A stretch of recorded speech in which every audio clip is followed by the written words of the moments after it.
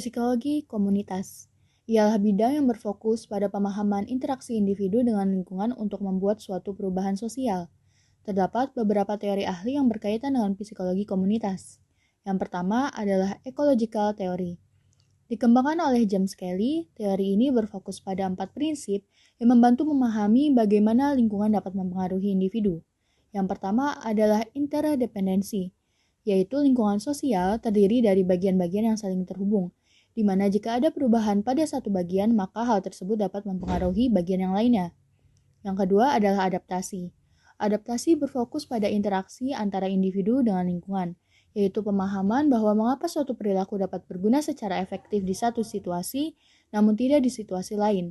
Yang ketiga adalah perputaran sumber daya, yaitu proses sistematik penggunaan dan pengembangan sumber daya yang dapat mempengaruhi pembangunan lingkungan sosial.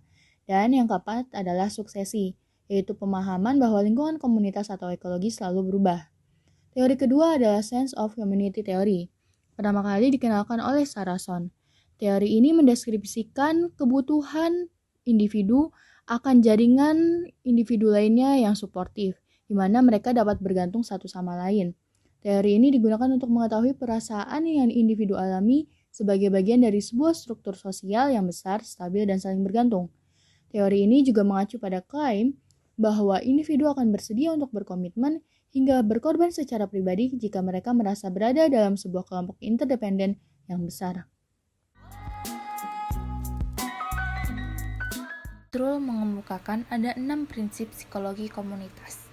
Yang pertama, apa yang menjadi penyebab masalah? Permasalahan yang ada di masyarakat terjadi karena adanya interaksi antar individu yang sering terjadi secara terus-menerus. Yang kedua, bagaimana mengartikan permasalahan tersebut? Jika di dalam komunitas terjadi keakraban dan persatuan antar anggota yang kuat, maka permasalahan yang terjadi akan menjadi masalah bersama. Yang ketiga, di mana peran psikologi komunitas diterapkan. Psikologi komunitas diterapkan langsung di lapangan, bahkan tak jarang psikologi komunitas juga diterapkan dalam bidang politik. Yang keempat, bagaimana pelayanan direncanakan. Terdapat 3 taraf perencanaan, yaitu prevensi, penanganan atau treatment, dan pemeliharaan atau maintenance. Yang kelima, apakah penekanan dari psikologi komunitas? Psikologi komunitas menekankan pada gangguan yang sedang terjadi. Yang keenam, siapa yang berkualifikasi melakukan intervensi?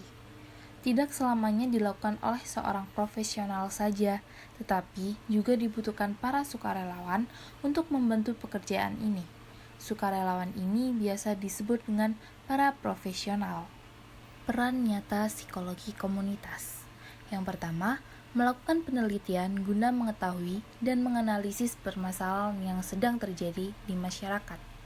Yang kedua, melakukan penelitian mengenai sikap masyarakat untuk mengevaluasi program sosial tertentu. Yang ketiga, berpartisipasi merancang pola pelayanan sosial berbasis kesehatan jiwa komunitas dan mengevaluasinya. Yang keempat, secara profesional berpartisipasi aktif dalam program kegiatan sosial pengembangan masyarakat. Tujuan.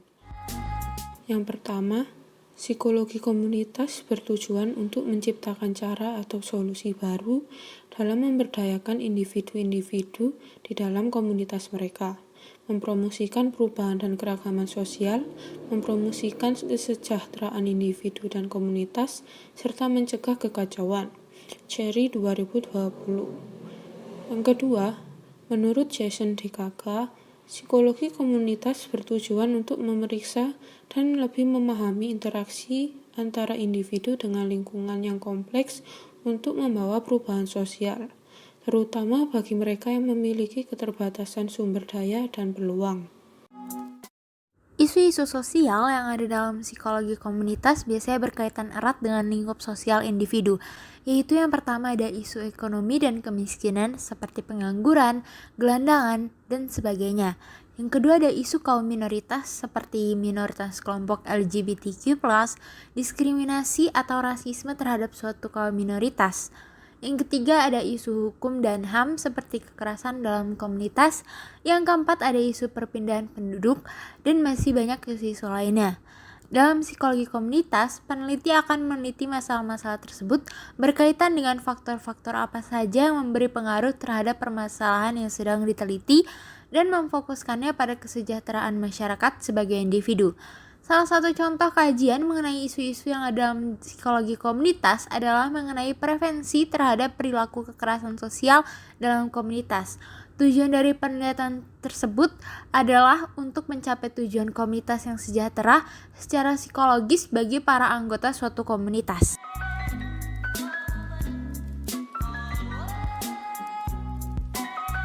Pendekatan-pendekatan prevensi. Menurut Carol Kaplan, terdapat 3 prevensi. Pertama, ada prevensi primer, yaitu upaya mencegah keadaan yang memungkinkan timbulnya gangguan sebelum gangguan itu terjadi. Contohnya seperti konseling pernikahan, penyuluhan gizi dan kesehatan, imunisasi, dan lain-lain.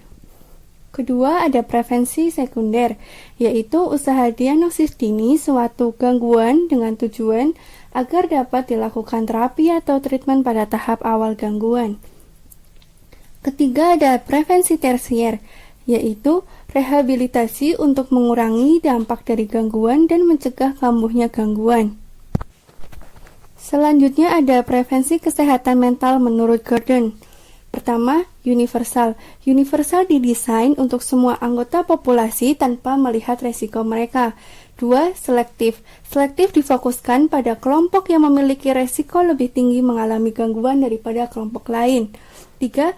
Ada terindikasi, yaitu untuk individu yang beresiko tinggi untuk kambuh dan mengalami gangguan mental lebih lanjut. Intervensi. Intervensi terdiri dari 3. Yang pertama ada prevensi, yaitu universal, selektif, dan terindikasi.